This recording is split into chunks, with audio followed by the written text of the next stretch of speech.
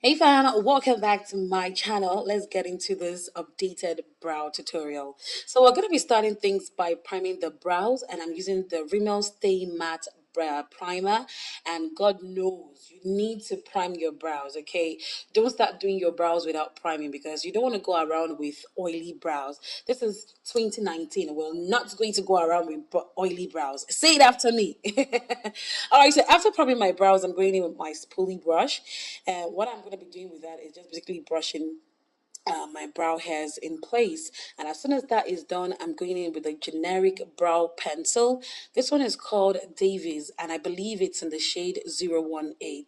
Now, as you can see, I'm drawing the brow line from underneath my natural brow line. Like, I'm not making any bogus line. I'm just basically following my natural brow line, and I'm just drawing that line. Now, the thing is, you have to go easy because this brow pencil is actually very dark. So I'm using the lightest hand possible just so that the brows don't appear too dark or too brown. So you have to do it as lightly as possible. The same way I drew the line under my brows, the same way I'm going to be tracing the line on the top portion of my brow as well. And then when I'm done with the lines and they meet and they form that sharp edge on the outer point of my brows, I'm just going to be filling in brow like strokes into my brow to fill in those areas where my brow hairs are really sparse.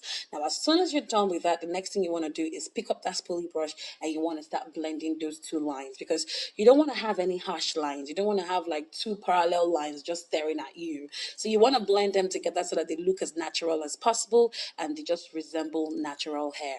Now, the next thing you're going to do is pick up your clear brow gel, and for today, I am using my trusted Bariats clear brow gel. Now, what this will do for people who have really bushy brows like me, or you have a lot of hair on your brows just like me, it would help you keep your brow hairs in place. All right, so even when you sweat, even when it is very windy, your brow hairs will not be unruly, they will not be moving around. Plus, it helps to give the natural look as well. Okay, so it helps your brow gel, your brow hairs stay in place.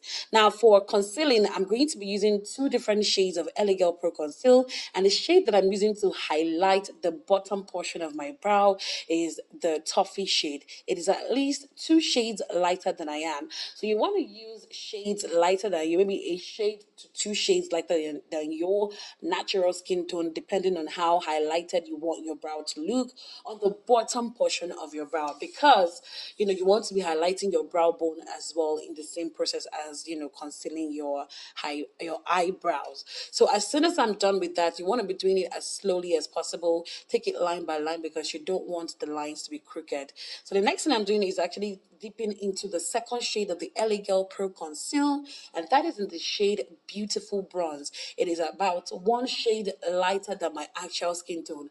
And the reason why you're using a darker shade for the top portion of your brow is because you want it to blend with your foundation easily. If you go too light, it gets really hard to blend into your foundation, and then you end up with a halo brows. So it looks like your brows are actually in a halo, or you have a halo over your brows, and you don't want that to be happening to you. You want to be unclockable in 2019. So as soon as I'm done with that, I'm going to blend out as much as I can. I'm going to be going in with a big fluffy blending brush, and I'm just going to be blending the excess concealer into my skin to make sure that it is a lot easier for me when I'm putting my foundation. Okay, you're going to do it for the top portion of your brows, and you're also going to blend the bottom portion of your brow, which is your brow bone area. I always use the pushing motion because it helps to blend things without moving things around too much.